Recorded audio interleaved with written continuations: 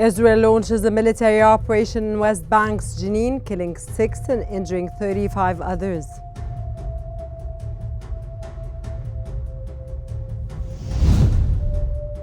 The White House announces U.S. President Donald Trump rescinding Biden's executive order sanctioning Israeli settlers involved in West Bank violence.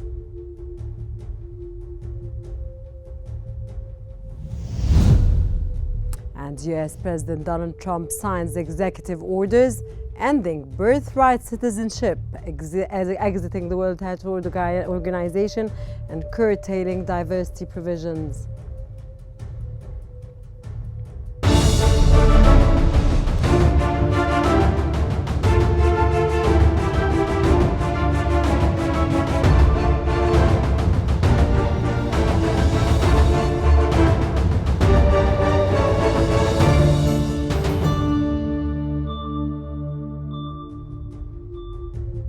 It's exactly 4 p.m. Car local time and you're watching Qnews. We begin today's bulletin with the latest developments in Gaza.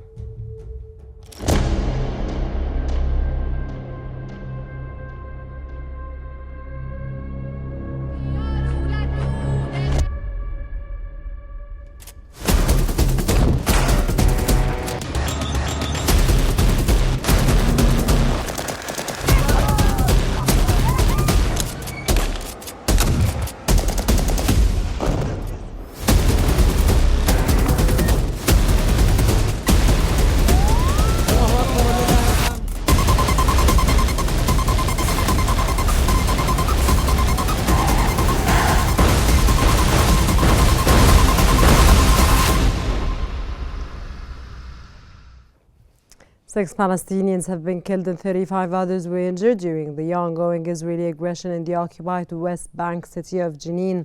According to Ministry of Health, 2 people were killed and 35 others with varying wounds were taken to Ibn Sina, Al-Amal and Al-Shifa hospitals. Palestinian news agency correspondent reported that Israeli warplanes are also taking part in the aggression on the city of Jenin and its camp as they stormed with a large number of military vehicles from El Jamela military checkpoint. Same sources explained that the occupation forces are currently besieging a house in Jenin camp.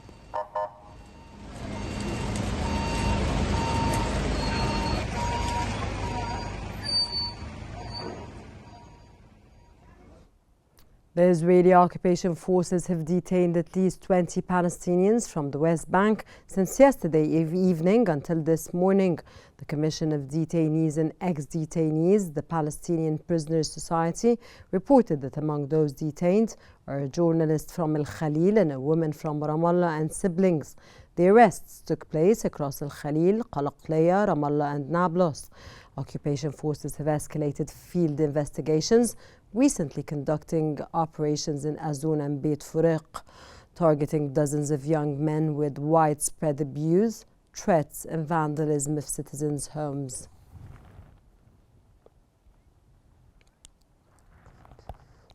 Palestinian presidency condemned the ongoing Israeli aggression, including recent attacks by extremist settlers on villages in Qalaqleya Governorate.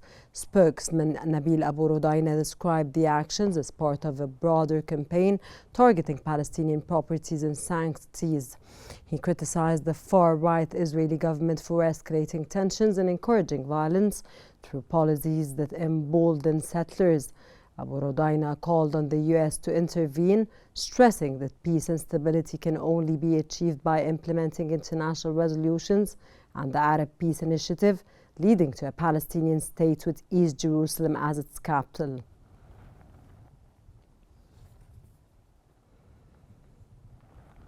The Israeli occupation forces have tightened the military measures at most of the entrances and exits of the governorates in the occupied West Bank. Local sources reported that the Israeli army tightened measures around Ramallah and El Beri, closing the Atara and Kafr Malik roads and blocking access to Jerk and Nablus. Multiple military checkpoints were set up around Ramallah, inspecting vehicles and IDs. Checkpoints were also placed at Aboud, Ain Sinai and Atara el Balad, disrupting movement. The army continued to close Jericho's entrances and imposed restrictions and at El Taysir and Hamra checkpoints in the Jordan Valley, causing major traffic jams.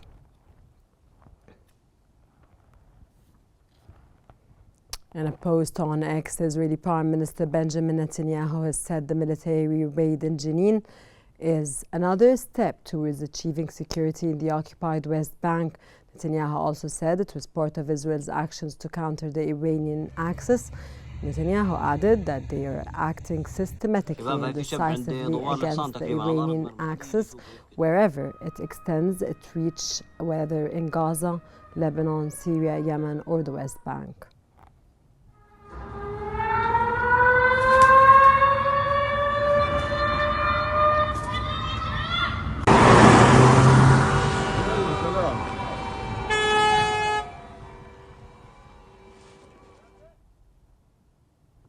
Israeli Army Chief of Staff Hirazi Halavi has noted that Defense Minister Israeli Katz has intended to resign on March the 6th.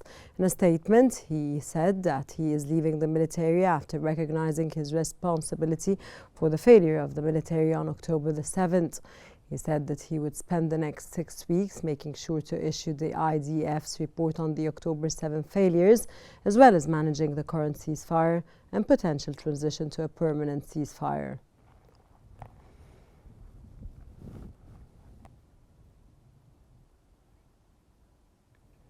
Israel's far-right finance minister Smotrich had said that Israel's ongoing raid in Jenin is designed to change the security situation in the occupied West Bank.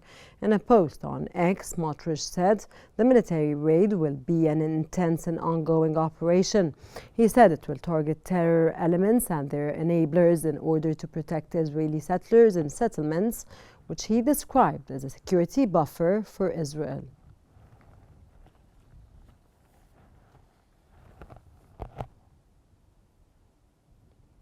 And for more analysis, we move on to Hani Saif in our newsroom. Hani? Thank you, Rana. And ladies and gentlemen, for further analysis, we're joined from Ramallah by the political science professor, Dr. Abdel Nasser Miki. Dr. Miki, welcome to Q News. First off, what are the key differences in how Israel treats the West Bank compared to Gaza, especially considering the recent ceasefire in Gaza? And what factors contribute to this disparity? You know that from the beginning, and it's not. We expected that there will be innovation from the Israeli to West Bank, especially in the north of West Bank, and especially Jenin and refugee camp in Jenin.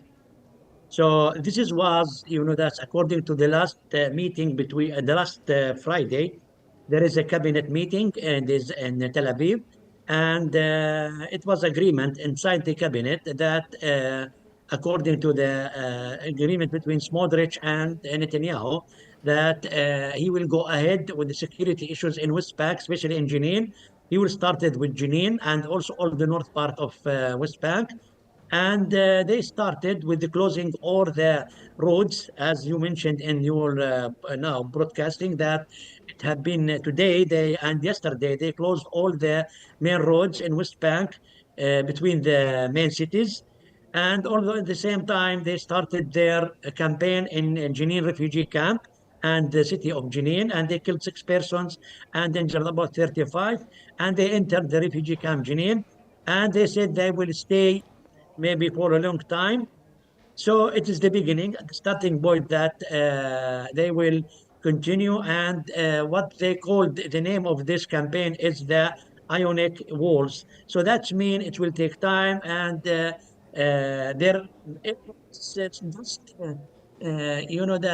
this campaign is coming in order to satisfy Smotrich, in order to stay on the government, and also at the same time Ghafir. So yes, there is a difference between. Yes, but what originally prompted Israel to launch a major offensive in Jenin so soon after the Gaza ceasefire? As I said, it's because of Smotrich threatened that he will resign from the government unless that they will launch a campaign in West Bank. And because of this, Netanyahu, in order to satisfy and persuaded, that Smotrich to stay in the government, and in order not to collapse the government, so he go ahead with what Smotrich want to start this campaign in Jenin. And from this is a beginning. So they will go ahead with all the West Bank. And this is what Benir and also Smotrich requested from the beginning, that their purpose is not, that's like in Gaza. It's different because here it's the deepest of Israel here. Here they are thinking that the West Bank is the much vital and substantial for the extreme government, especially for the Tunisian, parties. They are focusing on the West Bank. They are focusing on settlements here, to increasing the settlements, to increasing the number of the settlers, and also to kick off the people from here. So it's coming because of the willing of Smotrich to increase the settlements, and this is one of the preconditions from Smotrich to stay in the government. Dr. Mickey, what impact might this offensive in Jenin have on the broader peace and ceasefire process? I think this is something different. This is issues because, as you know, in the agreement, all the agreement have been for Gaza. It's different from in the West Bank. In the agreement of the West of Gaza, it's, as you know, 3 stages, which it will take time, and they have their conditions there, and they are, until now, they are commitment from the two parties, from the Hamas and the Israeli in West Bank. But as for the impact, if it is still and going long and killing many people, I think there will be response from even Hamas. But at the end, I don't think that Hamas will go ahead with, that's violate the agreement, because they know that this is the moment that Smotrich and Ben Ghafir is waiting, that is starting from Hamas, and also they are committed to the American and to the moderators like the Egyptian and the Qatar. So in West Bank is different, or it's another issues, but we will see what will happen in the West Bank, and it's depending on the period, and depending on the casualty, and depending on the number of the people, if they have been killed from the Israeli, or if there will be, that shooting between the two parties from the residents in Jenin and West Bank. And if it's also continue, not just in Jenin, maybe it will expand to be on Nablus, Qalqilia, Tulkarim, and after that on the middle of the West Bank.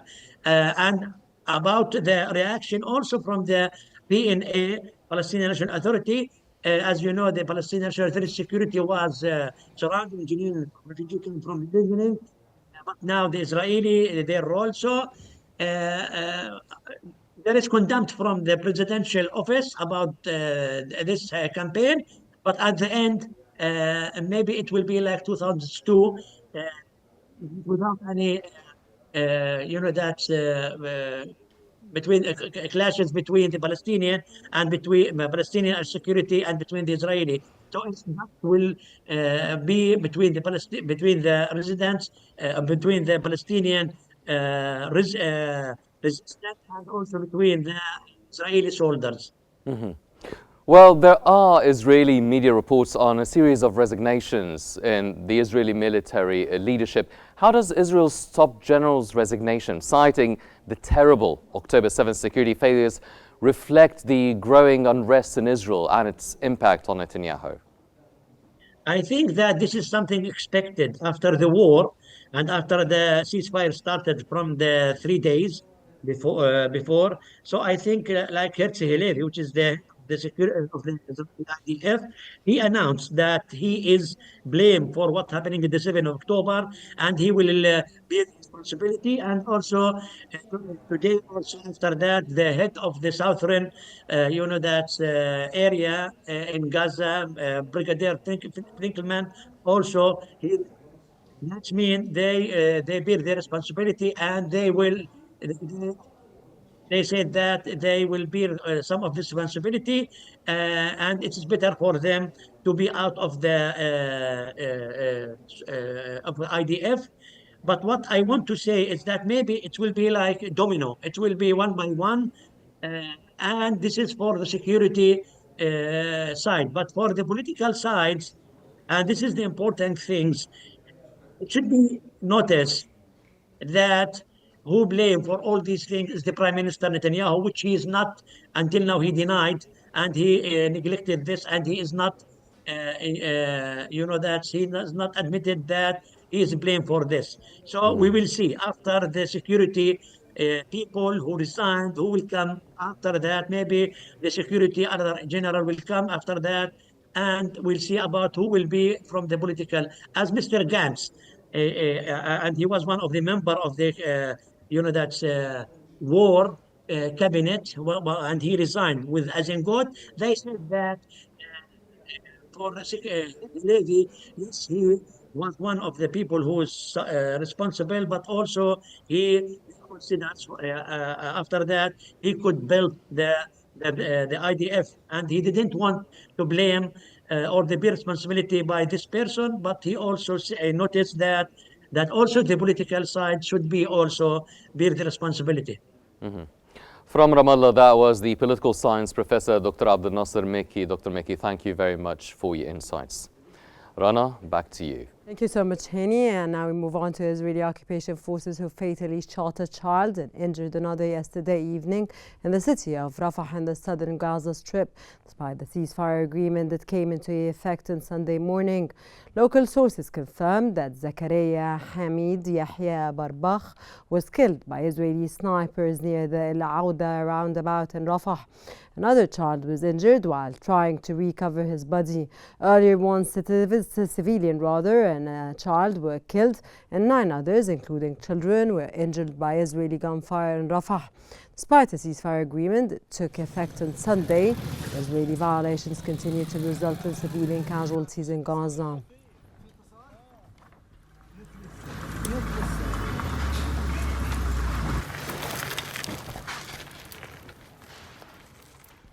The White House has announced that U.S. President Donald Trump has rescinded an executive order issued by his predecessor Joe Biden that imposed sanctions on Israeli colonists involved in the violence in the West Bank.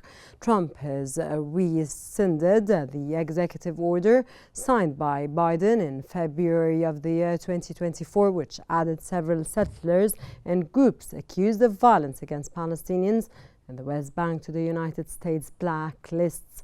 The order, Executive Order number 14115, sanctioned around 60,000 U.S. citizens, freezing their assets and prohibiting business with them.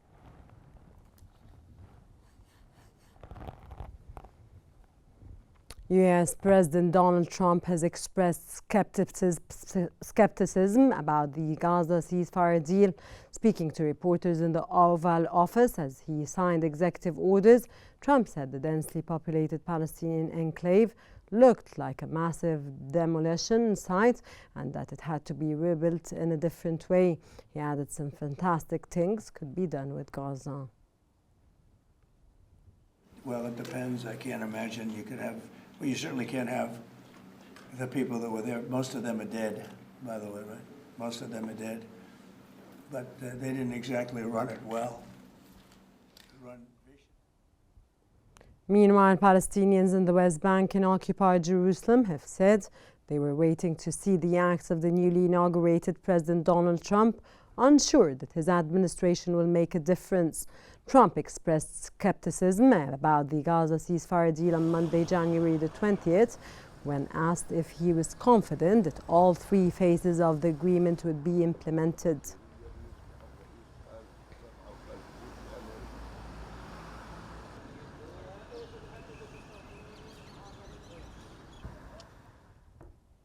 United Nations Secretary General Antonio Guterres has stated more than 630 humanitarian aid trucks entered the Gaza Strip on Sunday, with at least 300 of those trucks going to the enclave's north. Guterres said that the UN is doing its part to ensure the rapid scaling up of humanitarian deliveries. Additionally, United States Deputy Ambassador to the United Nations told the Council now is the time for all parties to ensure critical aid reaches those in need throughout Gaza. We argue countries to support these efforts through funding and resourcing and to help scale up much needed humanitarian aid. Do all we can to advance these efforts. In particular, I urge the Security Council and all member states to support all efforts. Palestinians have queued to receiving the aid supplies being distributed at the UNRWA center in Gaza's Qnews. Gazans said they were hopeful after the ceasefire came into effect and called for more aid and support for Gaza.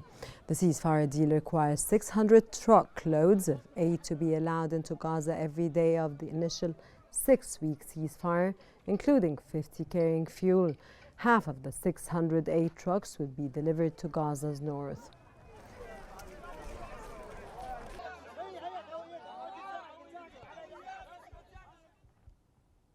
In Lebanon, the Israeli occupation army has carried out extensive demolition operations in Wadi Saluki.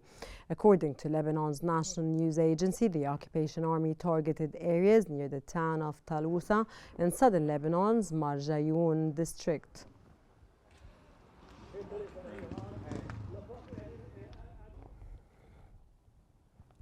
Lebanon's national news agency has reported an armored unit of the Lebanese army entered the outskirts of Kafr Hammam as part of a coordinated operation with UNIFIL. This development comes after multiple shells fired by Israeli forces struck the Sadna area at dawn on Tuesday.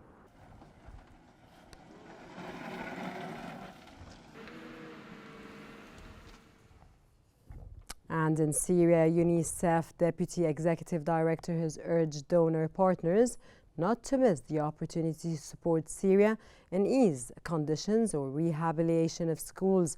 UNICEF Deputy Executive Director visited UNICEF-provided Corvan schools in Aleppo, set up as temporary solution after the war-damaged local schools. He said the Syrian Education Ministry confirmed that the new curriculum will remove terms related to the old government and aim to benefit all aspects of society. UNICEF reports over 2.4 million children are out of school, with another million at risk of dropping out.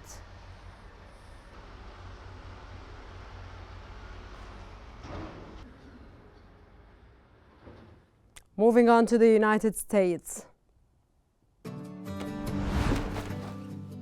Donald Trump is his name, and he's there to stay. As unlikely, impossible, is now reality.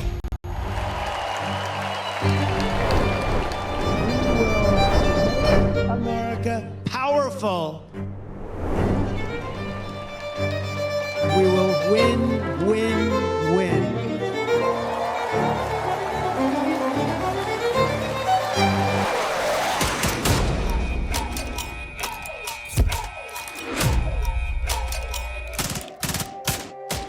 And we will make America great again.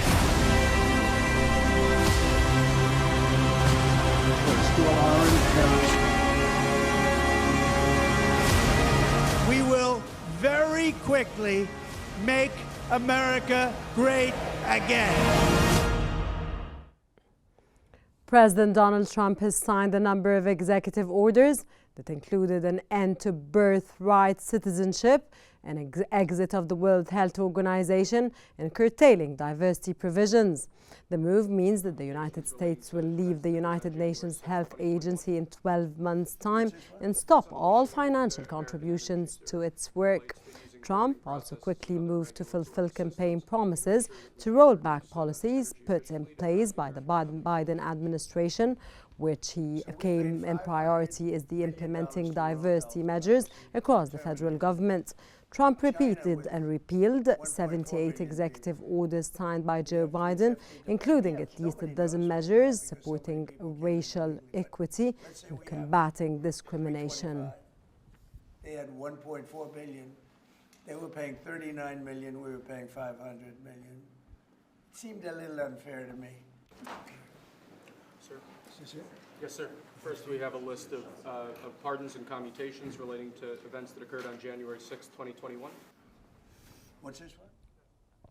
Donald Trump has pardoned about 1,500 of his supporters who attacked the U.S. Capitol 4 years ago, as he moved swiftly to impose his will on the United States government just hours after reclaiming the presidency.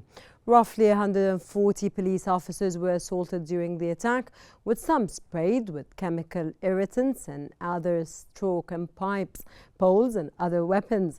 4 people died during the chaos, including a Trump supporter who was shot dead by police.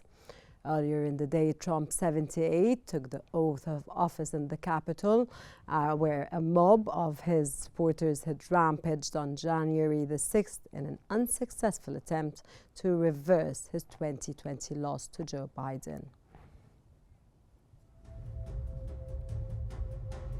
That brings us to the end of our news bulletin. Here's what we have been covering. Israel launches a military operation in the West Bank, Jenin, killing 6 and injuring 35 others.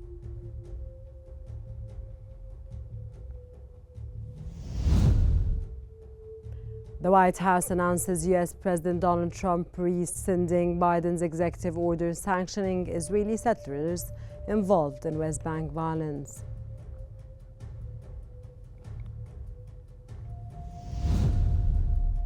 And U.S. President Donald Trump signs executive orders ending birthright citizenship, exiting the World Health Organization and curtailing diversity provisions. This concludes our news bulletin for the hour. Don't forget to follow Qnews on YouTube, Facebook, X, Instagram and TikTok at Qnews EG to stay informed. Thank you for watching and stay tuned for more coming up here on Qnews.